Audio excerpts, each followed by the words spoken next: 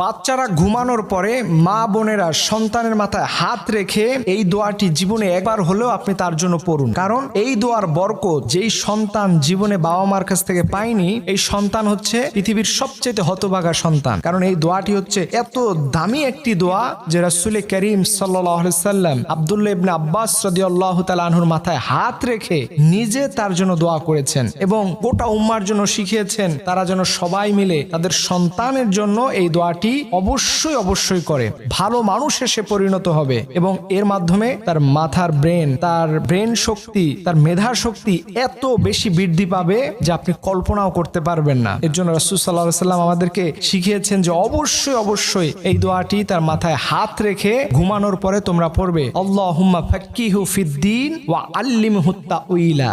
এই দোয়াটি আপনি আপনার সন্তানের মাথায় হাত রেখে জীবনে একবার হলে আপনার পড়া উচিত।